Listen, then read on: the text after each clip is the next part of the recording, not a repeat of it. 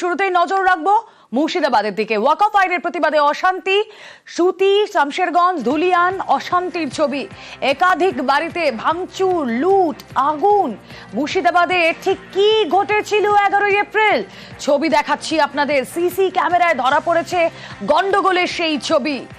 দেখুন একবার সেই ছবি, যেখানে হাতে পাথর, হাতে লাঠি, রাস্তায় উন্মত্ত জনতা। ঈদ বৃষ্টি, মুহুর্মুহু ঈদ বৃষ্টির ছবি। 11 এপ্রিল সুতি, শামশেরগঞ্জ, ধুলিয়ানে ঠিক কি হয়েছিল সেই ছবি আপনারা দেখছেন। ধুলিয়ান হসপিটাল মোড়, যেখানে ছবি আপনারা দেখছেন, ধুলিয়ান হসপিটাল মোড়। মুহুর্মুহু ঈদ বৃষ্টি, হাতে লাঠি পাথর নিয়ে উন্মত্ত জনতা রাস্তায়। ঈদ বৃষ্টির ছবি ক্যামেরা, সিসি ক্যামেরা ফুটেজে। এবং ক্যামেরা লক্ষ্য করে আপনাদেরকে আরো একটি ছবি দেখাবো। এই যে সিসি ক্যামেরায় যে ছবি ধরা পড়েছে, এই ছবিটা দেখুন। এই ছবিটা দেখলেই বুঝবেন, যেখানে সিসি ক্যামেরা লক্ষ্য করে উন্মত্ত জনতা তারা পাথর ছুড়ছে সিসি ক্যামেরা লক্ষ্য করে, যাতে কোনো ছবি ধরা না পরে এই ক্যামেরায়। একাধিক বাড়িতে ভাঙচুর, লুটপাটের ঘটনা সিসি ক্যামেরায় ধরা পড়ে গন্ডগোলের এই ছবি। সিসি ক্যামেরা লক্ষ্য করে একদল উন্মত্ত জনতা তারা ঢিল ছুটছে, পাথর ছুটছে। কথা বলবো, আমাদের প্রতিনিধি অমিত সরকার রয়েছেন সঙ্গে, অমিতের সঙ্গে কথা বলবো। অমিত, যে ছবি আমরা দেখছি 11 এপ্রিল, এটা তো ভয়ঙ্কর। উন্মত্ত জনতা, কারোর হাতে বাঁশ, লাঠি, পাথর, এবং তারা এভাবেই সেখানে বিশৃঙ্খলা তৈরি করছেন। একেবারে দ্বিতীয় যে ফুটেজটি আমরা দেখাচ্ছি আমাদের দর্শকদের জন্য, তাতে স্পষ্ট দেখা যাচ্ছে যে বাড়ি লক্ষ্য করে তারা উদ্দেশ্য করে তারা ইট ছুটছিলেন, সেই বাড়িরই ক্লোজ সার্কিট ক্যামেরায় সেই ফুটেজ ধরা পড়েছে। এবং শেষে দেখা যাচ্ছে যে ক্লোজ সার্কিট ক্যামেরা লক্ষ্য করে তারা ইট ছুটতে থাকে এবং ক্লোজ সার্কিট ক্যামেরায় এসে ইট লাগে এবং ক্লোজ সার্কিট ক্যামেরা কিন্তু ভেঙে যায় এবং তারপরে অন্ধকার একটা দৃশ্য। এবং আরও একটি যে ফুটেজ, হাসপাতাল মোড়, ধুলিয়ান হাসপাতাল মোড়, সেখানে উন্মত্ত জনতা বলা যেতে পারে যে প্রত্যেকের এজ গ্রুপ যেটা বোঝা যাচ্ছে, প্রত্যেকে ইয়াং বা যুব সম্প্রদায়। কারো হাতে লাঠি, কারো হাতে বাঁশ, এবং প্রত্যেকে ইট ছুটছে, ইট বৃষ্টি বলা যেতে পারে। এবং প্রত্যেকটা বাড়ি লক্ষ্য করে ইট ছোড়া হচ্ছে, কাজ ভেঙে যাচ্ছে, কাজ ভেঙে পড়ে যাচ্ছে, এই এমন দৃশ্য কিন্তু দেখা যাচ্ছে। এবং এই টাইম ফ্রেম যেটা দেখা যাচ্ছে, যে ছবিগুলো আমরা পেয়েছি একদম গ্রাউন্ড জিরো থেকে, যে ক্লোজ সার্কিট ক্যামেরা ফুটেজ, তার টাইম দেখা যাচ্ছে একটি ফুটেজের ক্ষেত্রে 4টে থেকে 4:10 এই সময়, এই টাইম ফ্রেম যেটা হচ্ছে ধুলিয়ার হাসপাতাল মোড়। সেখানে পরপর বাড়ি, দোকান, সেখানে লুটপাটের ঘটনা ঘটেছে। দোকান ভেঙে গিয়ে সেখানে লুটপাট করা হয়েছে, বাড়ি লক্ষ্য করে ইট ছোড়া হয়েছে। উন্মত্ত যুবকদের একটা গ্রুপ সেখানে ভিড় জমাচ্ছে, এলোপাথারি তারা দৌড়চ্ছে, একই সঙ্গে ইট বৃষ্টি করছে। কারো হাতে লাঠি রয়েছে, কারো হাতে, কেউ আবার বাড়ি উদ্দেশ্য করে কোনো কিছু তারা বলছেন। তারপরে ইট বৃষ্টি শুরু হচ্ছে, ইট ছুটছেন। অন্যদিকে আরো একটি ফুটেজ, যেটি রতনপুরের ফুটেজ, যেটা দেখা যাচ্ছে যে মেন রোড থেকে তারা গলির ভেতরে ঢুকে পড়েছে এবং একটি বাড়ি লক্ষ্য করে তারা ক্রমাগত ইট ছুটতে থাকলে সেখানে 7 থেকে 8 জন যুবককে দেখা যাচ্ছে। তারাও কিন্তু ইয়াং, বা তারাও কিন্তু যুব সম্প্রদায়। কারণ তাদের বয়স মেরে কেটে বলা যেতে পারে, হয়তো কেউ ওখানে তাদের মধ্যে মাইনার থাকতে পারে। সেই ক্ষেত্রে তারা কিন্তু কার্যত ইট ছুটতে থাকছেন, মূলত কাজ ভাঙছেন, কোনো দরজায় গিয়ে ইট মারছেন এবং ক্লোজ সার্কিট ক্যামেরায় লক্ষ্য করে ইট ছোড়া হচ্ছে, ক্লোজ সার্কিট ক্যামেরা ভেঙে ফেলা হচ্ছে। এবং একাধিক বাড়িতে দেখা যাচ্ছে যে ক্লোজ সার্কিট ক্যামেরা কিন্তু ভেঙে ফেলা হয়েছে। এমনকি বেশ কিছু দোকান এলাকা রয়েছে যে যাদের ক্লোজ সার্কিট ক্যামেরা ছিল, এবং অনেক ক্ষেত্রে দোকান হয়তো খোলা ছিল, দোকান তখন বন্ধ করতে পারেনি, গন্ডগোলের মাঝে পড়ে সেই সমস্ত দোকানে ঢুকে সেই সমস্ত দোকানে ক্লোজ সার্কিট ক্যামেরা তারা যেমন ভেঙেছেন, একই সঙ্গে ডিভিআর কিন্তু তুলে তারা লোপাট করে দিচ্ছেন বা ডিভিআর নিয়ে চম্পট দিচ্ছেন, এমনটা কিন্তু অভিযোগ উঠে আসছে এলাকা থেকেই। বেশ,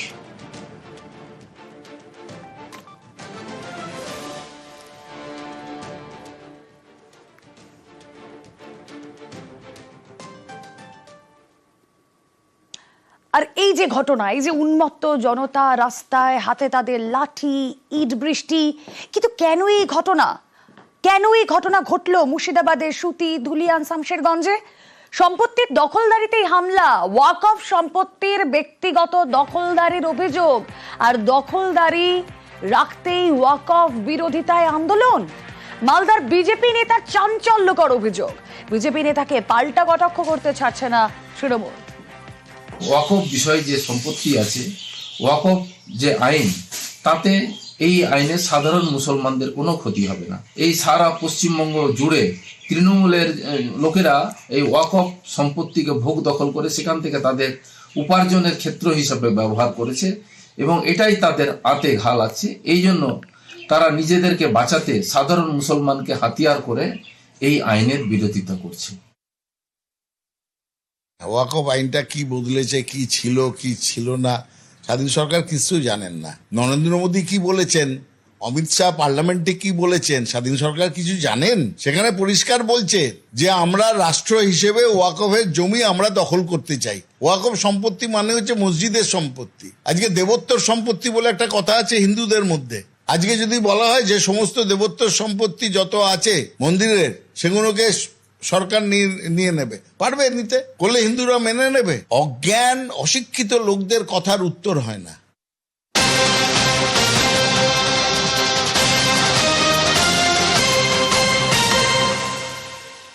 মুর্শিদাবাদে এনএইচআরসি টিম 13 এপ্রিল রিপোর্ট জমা জাতীয় মানবাধিকার কমিশনের কাছে। ওয়াকফ প্রতিবাদে অশান্ত শামশেরগঞ্জ, শ্রুতি, ধুলিয়ান।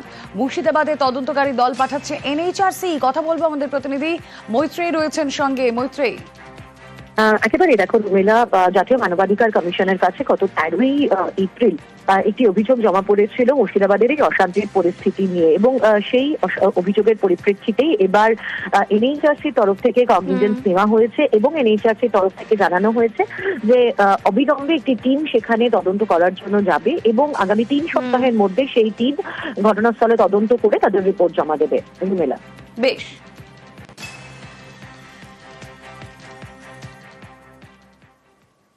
আর এবার যে ছবি আপনাদেরকে দেখাবো, দেখুন ছন্দে ফেরার চেষ্টা করছে মুর্শিদাবাদ। ধুলিয়ানের ছবি আপনারা দেখছেন। যানবাহন চলাচল স্বাভাবিক হয়েছে। নববর্ষের প্রথম দিন ব্যবসায়ীরা এইভাবেই ঝাড় দিয়ে অশান্তি বিদায় করছেন। ছন্দে ফেরা মুর্শিদাবাদের ছবিটা দেখুন ইন ডিটেল।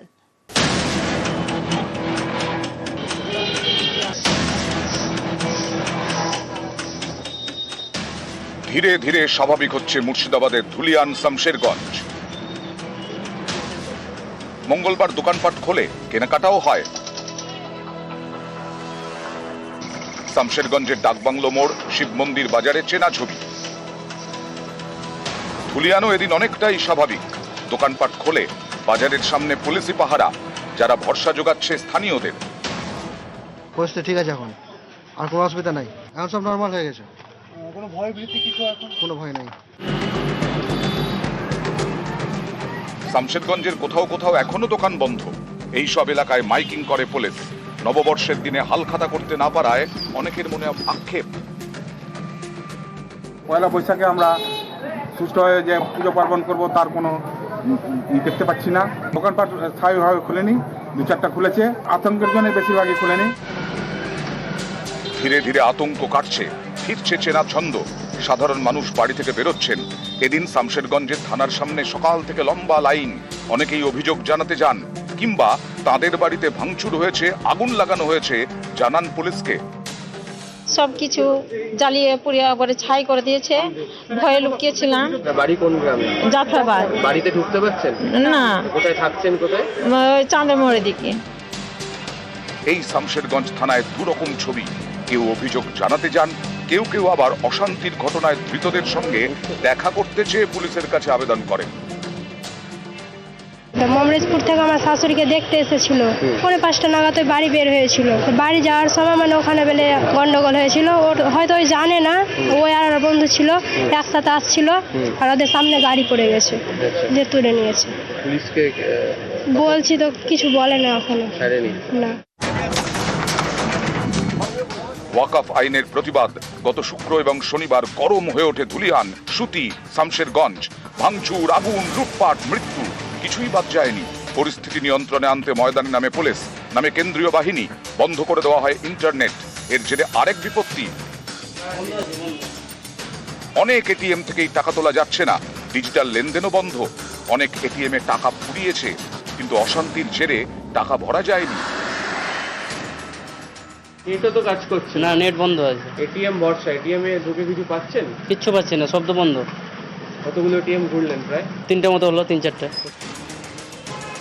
মুর্শিদাবাদ থেকে ক্যামেরায় অসিত দাস এবং কাঞ্চন ভৌমিকের সঙ্গে অমিত সরকার এবং আবির ঘোষাল, নিউজ 18 বাংলা।